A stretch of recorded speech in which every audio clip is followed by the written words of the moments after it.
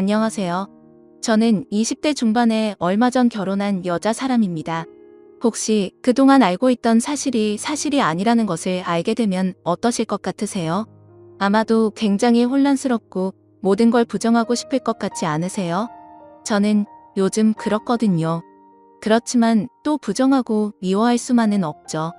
그저 감사하고 사랑하던 사람이기에 배신감도 느껴지지만 그러기엔 저에겐 너무나 감사한 분이니까요. 아마도 천국에 진짜로 있어 천사들이 있는 게 사실이 아닐까 하는 생각이 들 정도거든요. 솔직히 이런 생각을 한다는 것 자체가 배은망덕한 일이기도 합니다. 너무 감사하고 사랑하는 사람은 아니지만 제가 정말 감사하고 사랑하는 사람은 아니지만 솔직히 이런 생각을 한다는 것 자체가 배은망덕한 일이기도 합니다. 너무 많은 걸 받았고 많은 걸 해주셨기에 모든 게 밝혀진 지금이라 할지라도 달라질 것은 없기도 하고요. 그저 그런 분을 만날 수 있었다는 것 자체가 저에겐 행운입니다. 그분이 누구냐고요? 바로 저희 아빠입니다. 저희 아빠께서는 세상 둘도 없는 딸바 보이십니다. 제가 기억하고 있을 때부터니까 아마도 유치원을 다닐 때 정도였던 것 같아요. 그 당시 저의 하루 시작은 아침에 아빠가 절 깨워서 식탁까지 안고 가 밥을 먹이시면 입만 벌리고 받아 먹었어요. 그리고 양치하고 세수할 때까지도 절 안고 이동하시면서 내려놓지도 않으셨습니다. 옷을 입을 때가 되어서야 겨우 절 내려놓고 제가 좋다고 할 때까지 옷을 골라주셨죠. 옷을 입고 나면 머리를 묶어주시고 유치원에 데려다 주셨습니다.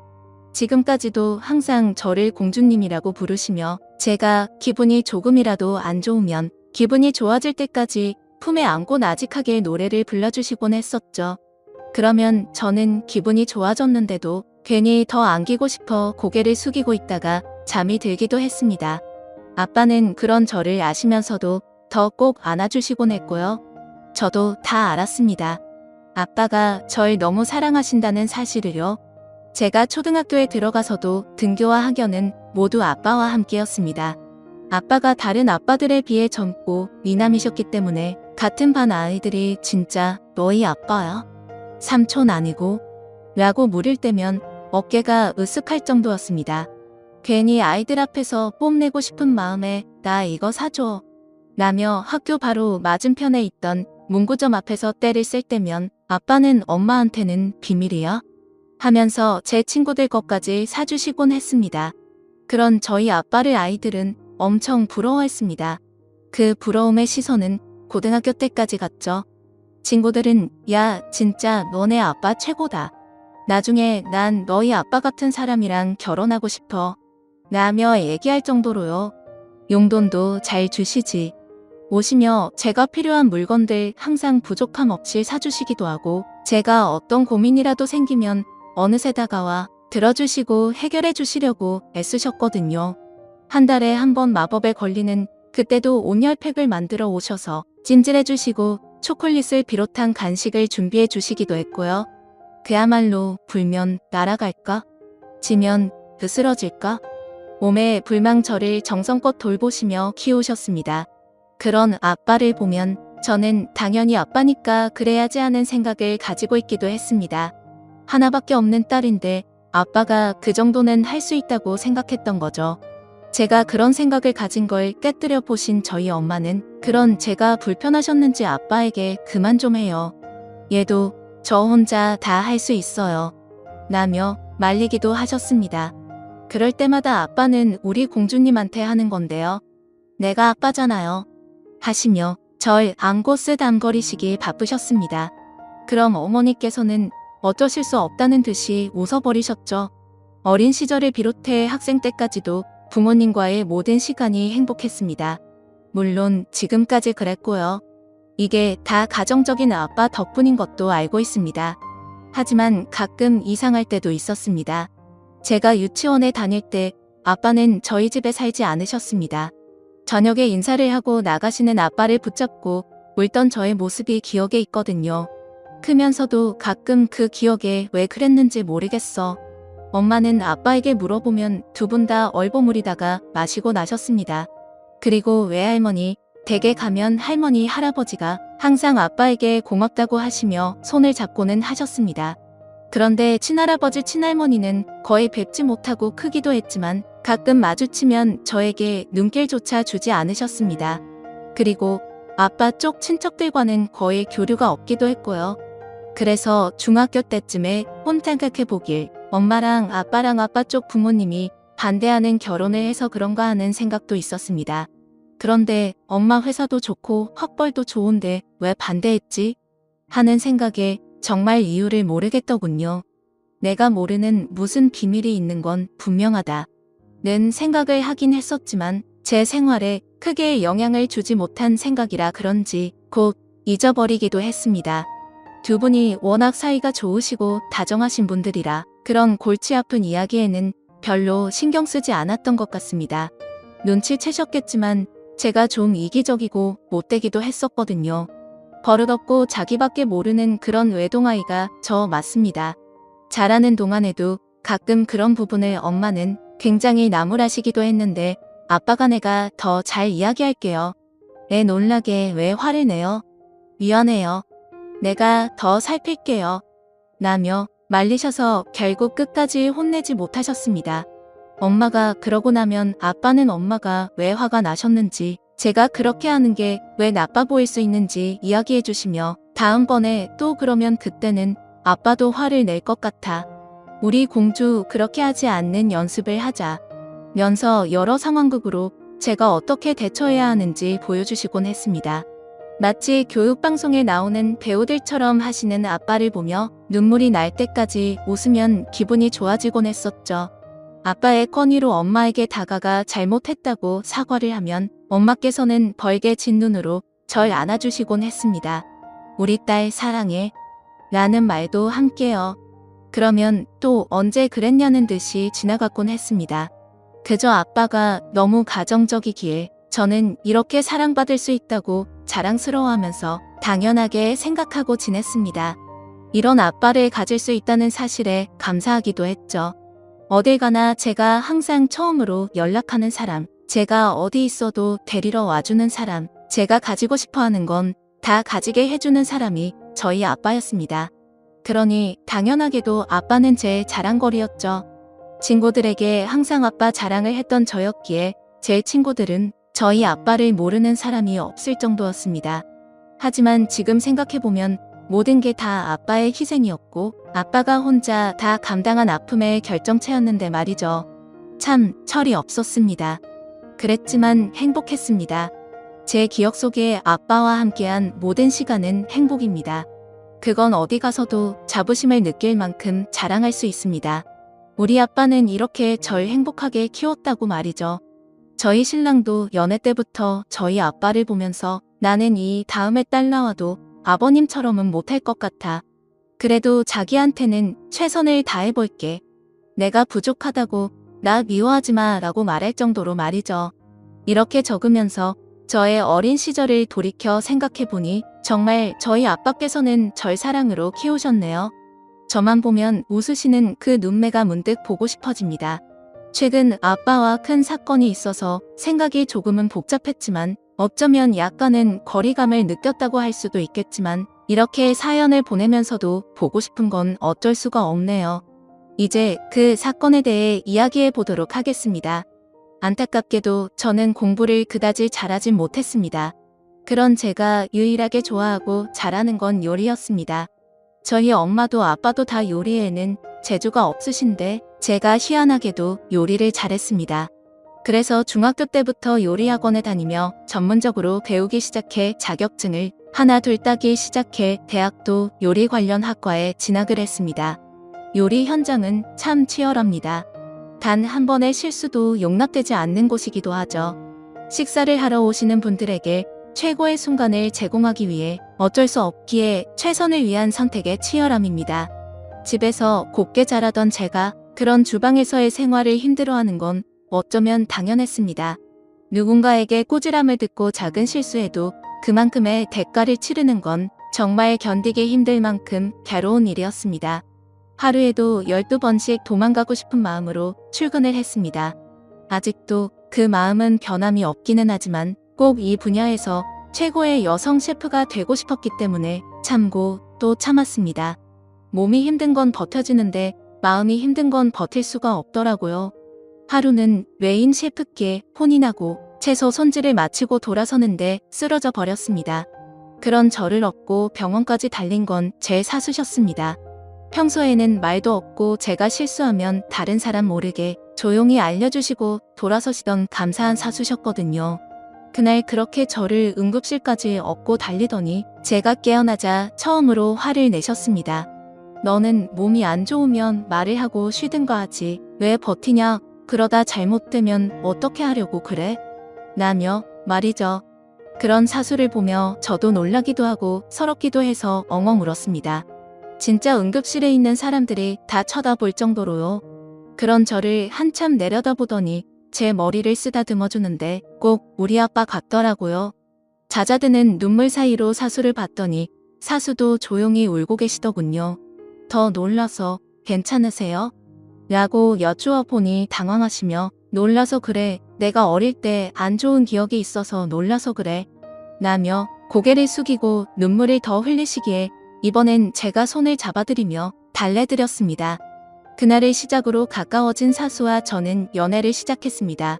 알고 보니 사수가 어릴 때 어머니께서 저처럼 그렇게 쓰러지셨는데 그때 사수가 집에 혼자 있었나 봐요. 놀라서 엄마를 깨웠는데 일어나질 못하시고 돌아가셨다고 해요. 심장마비였다고 했습니다. 구급대가 올 때까지 그렇게 깨웠는데 안 일어나더라. 눈도 한 번 더 못 뜨더라고. 그때가 나 초등학교 5학년 때였는데 얼마나 무섭던지. 라며 말씀하시는 사수의 쓸쓸한 눈빛이 그때까지 이미지와는 너무 달라서 제가 먼저 고백했습니다. 그런 저의 고백에 그저 웃기만 하더니 그로부터 석 달 뒤 저에게 결혼하자고 하셨습니다.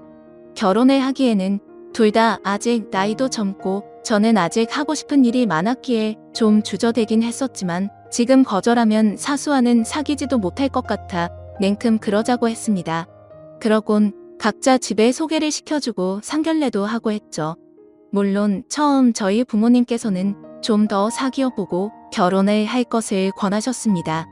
특히나 아빠께서는 굉장히 강한 반대 의사를 보이셨습니다.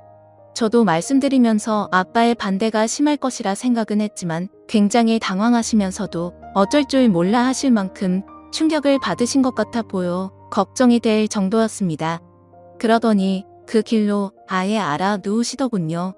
그런 아빠께 너무 죄송했지만 무슨 고집이었는지 저도 꺾지 않았습니다.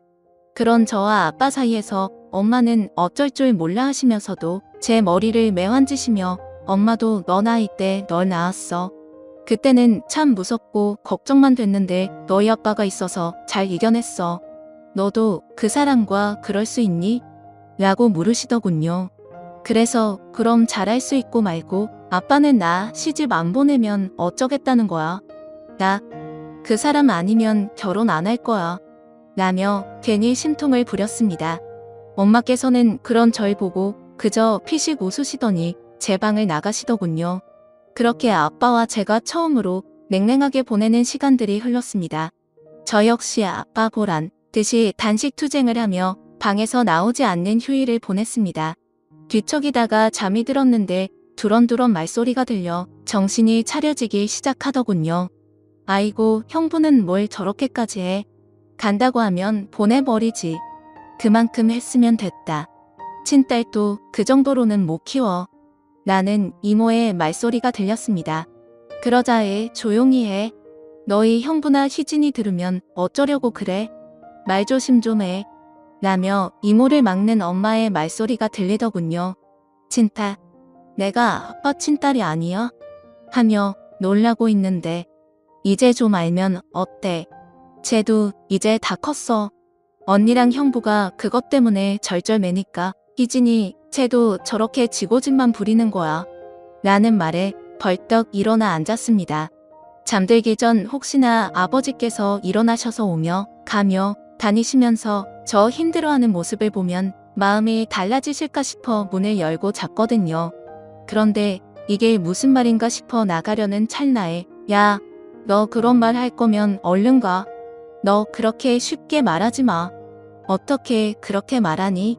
라며 엄마가 화를 내며 이모를 내쫓듯이 보내시는 소리가 들렸습니다. 당황스러웠습니다. 자신의 부모가 친부모가 아닐 거라고 어느 누가 생각이나 할까요? 게다가 저희 아빠처럼 저에 대한 사랑과 정성을 확실히 보여준 사람이 말이죠. 잠이 덜 깨서 헛소리가 들렸나 싶을 정도로 꿈인지 생시인지 모르겠더군요. 엄마가 제 방문 앞으로 다가오는 기척이 느껴져 얼른 다시 침대에 누웠습니다. 그리고 자는 척을 했죠. 그날은 그렇게 모른 척 지나고 싶은 마음이 컸습니다. 괜히 물어보면 무슨 말이 되돌아올까 두려웠거든요. 그러면서도 입양? 아니야. 그러기엔 내가 태어날 때 사진도 있고 영상도 봤잖아. 분명히 등본에도 자녀로 되어 있는데 친딸이 아니라고. 라는 생각들이 절 점점 더 혼란스럽게 만들고 있었습니다. 이렇게 혼자서 끙끙 앓기만 한다고 궁금증은 해결되지 않지만 다른 방법을 찾지 못해 전전긍긍하다 잠이 들었고 눈을 뜨니 아침이더군요. 아침이 되자 아빠는 제가 먹을 수 있게 죽을 끓여 트레이에 담아들고는 제 침대 곁에 서 계셨습니다. 아무 말도 않고 받아죽을 한 숟갈 뜨고 있는 절 보시더니 그 녀석 오늘 저녁에 좀 데리고 와. 어떤 놈인지 봐야 반대를 해도 할 거다냐. 라며 나가시더군요. 그래서 아빠가 만나면 분명히 나보다 더 좋아할걸. 얼마나 멋진데. 나중에 딴소리 말아요. 라며 신이 나서 달려가 아빠를 안았습니다. 그런데 제 손을 꼭 잡으시더니 마음에 안 들면 진짜 끝이야. 우리 딸이 그렇게 좋다는 놈이 누군지 보기만 할 거야. 라며 제 머리를 쓰다듬어 주셨습니다. 그리고 그날 저녁 남자친구와 저는 저희 집으로 향했습니다. 집에 도착해보니 굉장히 화려하게 차려진 밥상이 저희를 기다리고 있더군요. 딱 봐도 동네 반찬 가게와 맛집에서 공수하신 게 티가 났지만 정성스럽게 플레이팅을 하셔서 잘 모르겠더라고요. 저희 엄마 아빠가 정말 요리를 못하시는 걸 알기 때문에 웃음이 났습니다. 두 분이 종종 거리며 하루 종일 음식을 사 나르셨을 모습이 떠올라 너무 귀여웠었거든요. 상을 마주보고 앉은 아빠와 남자친구는 말없이 술병을 내밀고 말없이 술잔을 내미는 기괴한 장면을 연출하며 주거니 받거니 술을 마셨습니다. 그런 분위기가 낯설고 어색해 끼어들어 말 좀 해보려 했지만 엄마가 절 지그시 잡아 그럴 수도 없었습니다. 그렇게 2병 정도 술을 마셨을 때 아빠가 우리 딸을 나는 시집 보낼 수가 없어. 아직도 내가 해줄 게 많은데 어떻게 시집을 보내나. 라며 침묵을 깨셨습니다. 그러자 남자친구는 아버님 제가 더 열심히 잘하겠습니다. 아버님만큼은 못하겠지만 아끼고 사랑하겠습니다. 라고 답을 하더니 쓰러져 버렸습니다. 그런 남자친구를 보던 아빠도 술도 못 마시면서 내 딸을 어떻게 지켜? 라더니 그대로 쓰러져 버리셨습니다. 그렇습니다. 둘 다 소위 말하는 알스, 알코올 쓰레기였던 것입니다. 한 번도 음주 데이트를 하거나 집에서 술 드시는 걸 보지 못해 이럴 줄은 몰랐죠. 엄마는 아빠가 저러실 줄 알았지만 남자친구가 저럴 줄은 몰랐는지 넌 어쩐 남자를 만나도 너희 아빠 같은 사람을 만났니? 하시며 상을 치우셨습니다. 그래서 그런 엄마를 도우며 엄마는 아까 어떻게 만났어? 라고 묻자 씁쓸히 웃으시며 천사가 맺어주고 갔어. 라며 대답을 피하시더군요. 전날 이모와의 대화를 들은 탓인지 그날따라 묻고 싶어져. 천사? 근데 아빠랑 엄마 만날 때 아빠는 진짜 어렸겠다. 아빠랑 엄마랑 5살 차이였지? 날 몇 살에 낳은 거야? 하고 물었습니다. 그러자 얘는 그런 게 왜 궁금해? 그냥 오며 가며 만났어. 얼른 치우고 저 사람들 눕히게 정리나 해. 라며 대답을 피하시는 엄마를 보니 다시 한번 불안에 저를 덮쳤습니다. 하지만 그 자리에서 더 이상 따지고 물을 수도 없는 노릇이라 그저 얼른 정리하고 거실에 이불을 펴고 아빠와 남자친구를 나란히 눕혔습니다. 그리고 제 방에 누웠는데 잠이 오질 않았습니다.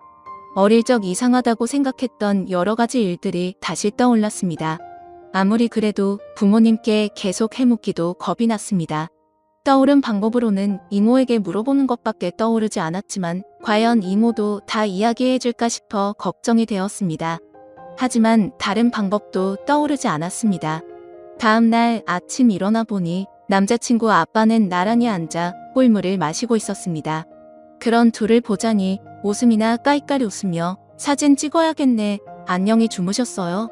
라고 인사하며 휴대전화를 들이밀자 둘 다 손사래를 치더군요. 아침을 먹는데 아빠가 남자친구 밥 위에 김치를 얹어주시며 많이 먹어 그리고 내일 또 와 술은 말고 다시 만나서 이야기 좀 하자고 하시더군요. 그래 주시면 감사하겠습니다. 사실 제가 술을 잘 못합니다. 라고 남자친구가 말하니 그래 알아. 그래도 술 못 마시는 사람들이 나쁜 사람이 없어. 라며 식사를 하시더군요. 그런 두 사람을 보며 웃음이 나면서도 제 머릿속은 복잡했습니다. 남자친구와 함께 출근하면서 미안해요. 난 술은 생각도 못했어. 우리 아빠 술 잘 안 드시거든. 이라고 말하자. 그만큼 긴장하신 거겠지. 어제 아버님 밤에 주무시면서 우시던데 꿈꾸시는지 뇌파를 꼭 잡으시더니 우셨어. 라더군요.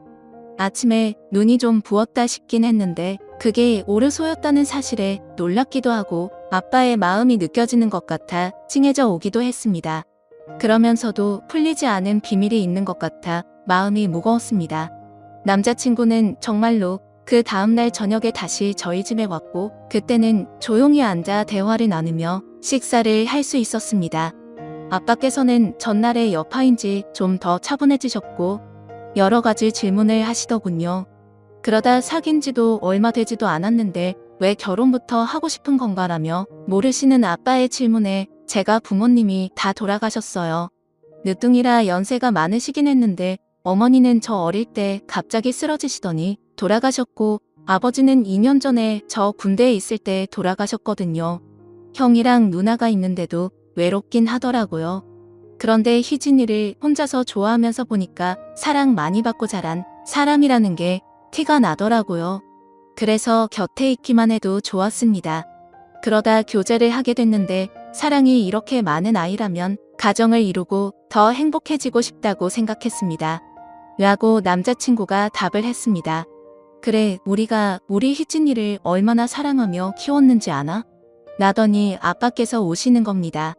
그러시더니 우리 희진이 잘 부탁하네. 그리고 앞으로 우리가 자네를 사랑해 줄 테니 외로워하지 마. 라며 남자친구의 손을 잡으셨습니다. 그런 아빠를 보며 엄마도 우셨고 저도 눈물이나 울었습니다. 그러다 우리 아빠 이래서 나 시집 보내겠어? 우리 이 아파트로 쉬는 집을 구할까? 라고 했더니 안 그래도 저기 옆동에 너 희진이 용의로 집 해놨어. 전세 줬는데 마침 5개월 뒤에 계약 완료라 거기로 들어가면 돼. 라면서 눈물을 닦으시는 아빠를 보고 엄마와 저는 빵 터져 웃고 말았습니다. 남자친구는 저희 부모님이 몰려주시고 저도 모으고 해서 그분들 전세 보증금은 제가 드릴 수 있습니다. 라며 진지하게 이야기하고 있더군요. 그러자 아빠는 요즘 세상에 반반에 그래야지 우리 희진이도 기도 펴고 우리도 마음이 편해. 라며 저와는 하지도 않은 상의를 벌써 둘이서 하고 있었습니다. 그렇게 저희의 결혼식은 원활히 준비를 시작했습니다. 한 가지 그날 이모의 입에서 나온 그 이야기에 대해 자꾸 저의 상상력이 붙어 괴로워질 때가 있는 것 빼고는 말이죠. 악몽도 많이 꾸었습니다. 엄마랑 아빠가 이제 넌 내 딸 아니니까 너 알아서 살아라고 냉정히 돌아서는 꿈부터 아무도 제 결혼식에 오지 않는 꿈까지 꾸게 되더라고요. 꿈에서 깨서도 너무 두렵고 서러워서 울다가 다시 잠들기를 반복하다 보니 이대로 이렇게 있을 수는 없는 일이었습니다. 그래서 이모를 찾아가기로 했습니다. 이모는 저희 집과는 멀지 않은 곳에서 혼자 사시면서 네일샵을 운영하시는데 미리 전화로 놀러가겠다고 말씀을 드리고 놀러갔습니다. 커피가 맛있기로 소문난 집에서 커피를 사들고 도착하니 남자친구도 오는 거 아니었어? 난 또 인사시켜주는 줄 알았네. 이리 앉아봐 이모가 손톱 정리해줄게. 어차피 다른 건 못하지 하시며 저와 마주보고 앉으셨습니다. 그렇게 이모와 이런 얘기 저런 얘기하며 말을 못 꺼내고 있는데 이모가 너 나한테 할 말 있지? 왜 무슨 일이야? 편하게 말해 괜찮아 하시더군요. 그래서 굳게 마음 먹고 이모 그때 저희 집에서 제가 친딸이 아니라고 하셨던 말씀 뭐예요? 라고 여쭤봤습니다. 그러자 이모가 그게 무슨 말이야? 왜 너가 친딸이 아니야? 누가 그래? 라며 모른 척을 하시더군요. 저 그때 잠에서 깨서 다 들었거든요. 엄마가 화내는 것까지. 저 엄마 아빠 딸 아니에요? 찾아보니까 친자식 아니어도 친생자 등록이 가능하다면서요. 라고 말하자 이모는 희진아 말이 되는 소리를 해. 너희 아빠가 너한테 어떻게 하고 키웠는데. 그날 다른 얘기도 하다가 너 빨리 시집 보내라고 하니까 엄마가 화나서 그런 거지. 무슨 소리야 잘못 들었어. 라며 웃으시더군요. 그제서야 마음이 놓였습니다. 그래서 정말이에요? 진짜죠? 라며 다시 한번 확인하는데 눈물이 나더군요. 으이그야 너희 엄마 아빠한테는 비밀이다. 괜한 얘기해서 욕먹지 말고. 다 큰애가 무슨 소리 하는 거야. 자 손이나 봐.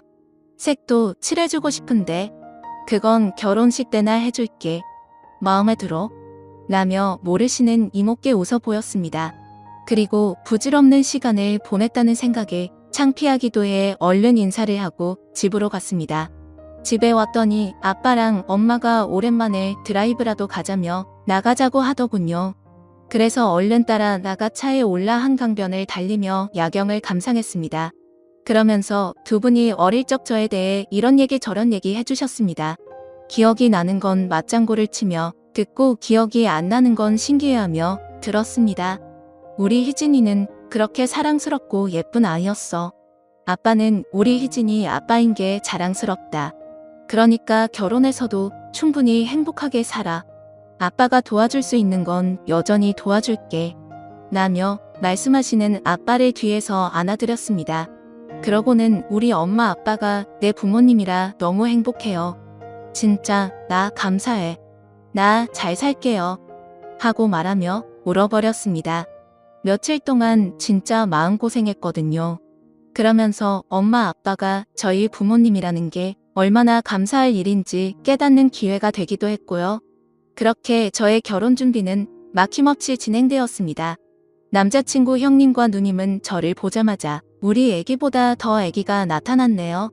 하면서 기여해 주시더군요. 그러시면서 우리는 바라는 게 없어요. 그냥 우리 영재랑 잘 살기만 해줘요. 알았지? 워낙 늦둥이라 애가 어리광이 있을 거예요. 그래도 잘 상의하면서 살아봐요. 라고 말씀하셨습니다. 주변에 결혼 사실을 알리며 청첩장을 돌리자 깜짝 놀라더군요. 저희 정말 티 안 나게 연애하느라 힘들었습니다. 그래도 눈치도 못 챘다며 다들 정말 놀라셨습니다. 한 여자 동기는 울면서 달려나가기도 하더군요. 그래서 더 놀란 사람들도 있었습니다. 저도 놀라기도 했고요. 그렇게 진행하다 보니 어느새 결혼 전날이 되었습니다. 이모 네일샵 들려 생애 처음으로 네일을 받았습니다. 기왕지사 받는 거 엄청 화려하게 하자고 하시며 연장까지 해주셔서 저는 처음으로 기다란 손톱에 화려한 손톱을 가져보게 되었습니다. 신혼여행에서 다녀오면 다 사라질 것들이지만요. 그리고는 아빠 미용실에 가서 케어를 받았습니다. 다음날 식 올릴 때 머리 잘 되라고요. 제 머리는 어릴 적부터 아빠만 해주셨는데 결혼식을 앞두고 받으려니 괜히 눈물이 나더군요. 결혼한다고 제가 다른 데 가서 머리 할 것도 아니면서 말이죠.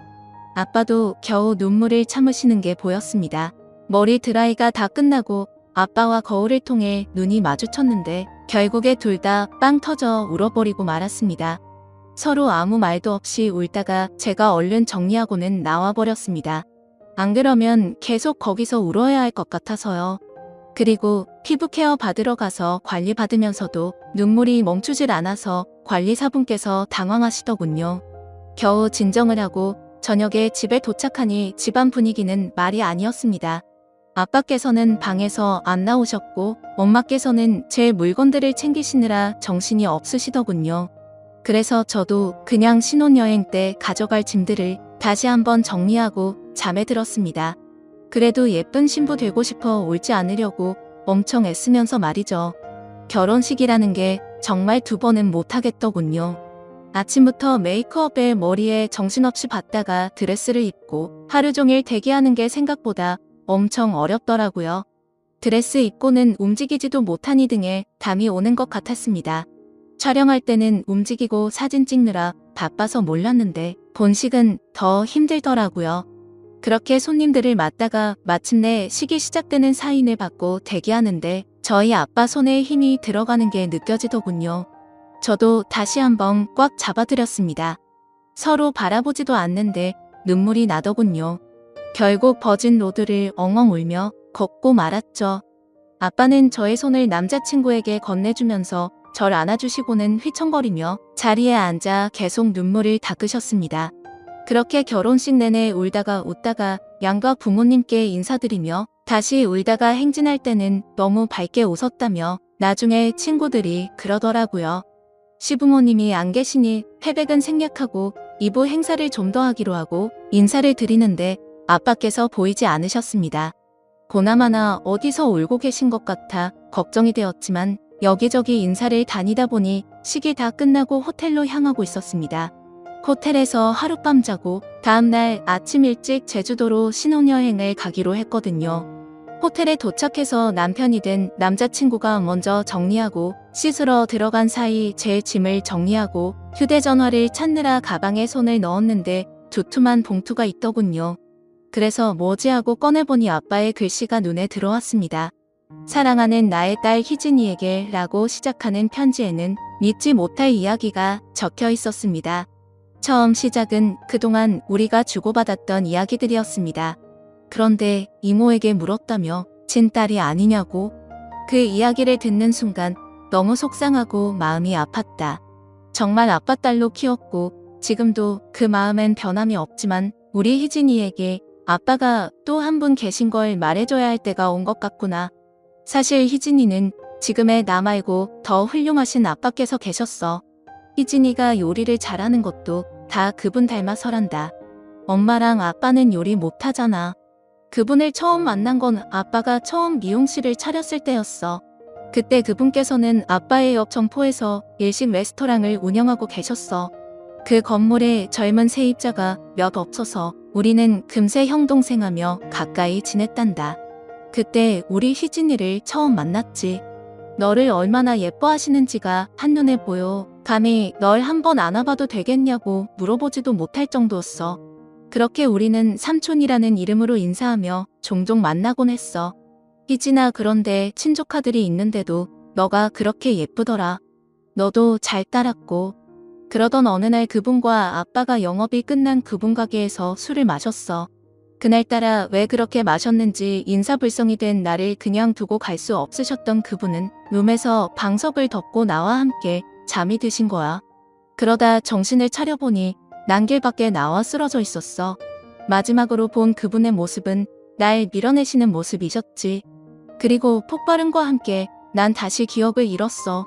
나중에 알고 보니 우리가 잠이 든 사이 옆 고깃집에서 수출 만들다 불이 났었대. 그 불이 그분 가게에 옮겨 붙은 거지. 하필이면 우리가 불난 쪽이랑 가까운 곳에서 자고 있었나 봐. 자다가 불냄새에 놀라 일어난 그분께서는 정신을 못 차리는 날 힘들게 밖으로 먼저 내보내신 거야. 그리고 내가 정신을 차렸을 때 폭발이 나며 불길이 더 커졌고 나오지 못하신 그분은 거기서 돌아가셨지. 죄책감이 컸다. 그분 장례식에도 못 가고 울기만 하면서 폐인으로 지냈어. 진짜 죄책감에 죽고 싶었어. 그러다 무택 희진이가 생각나더라. 그래서 가본 적이 있는 그분 집으로 갔어. 엄마가 엄청 화를 내더라. 우리 남편 살려내라면서.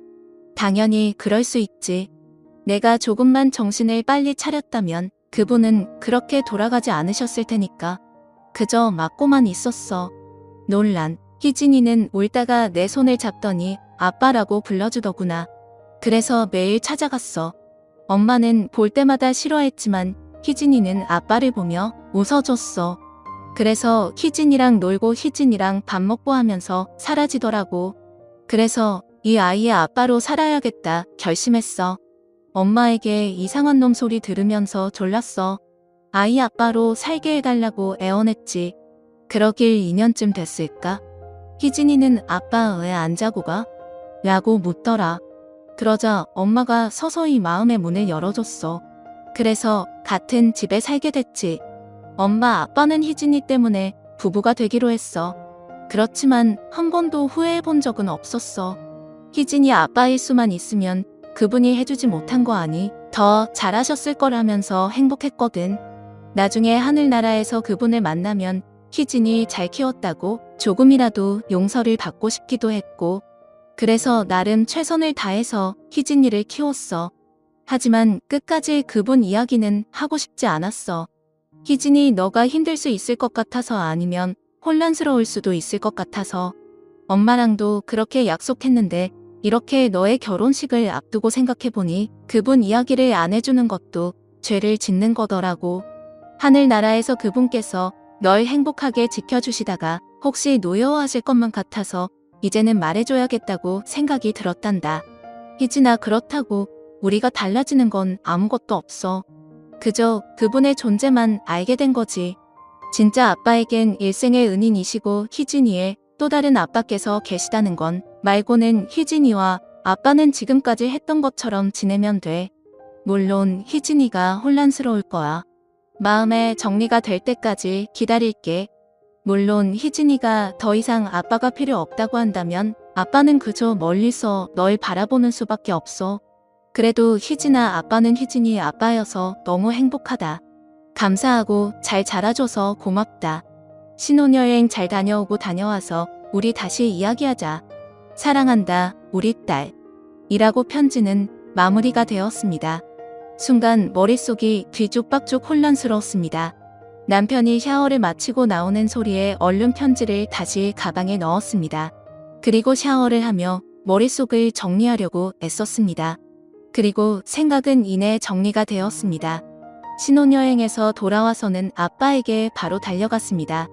따져보면 20년이 넘는 시간을 절 위해 그렇게 사신 분인데 그런 일이 있었다 한들 변할 건 아무것도 없었습니다. 정말로요.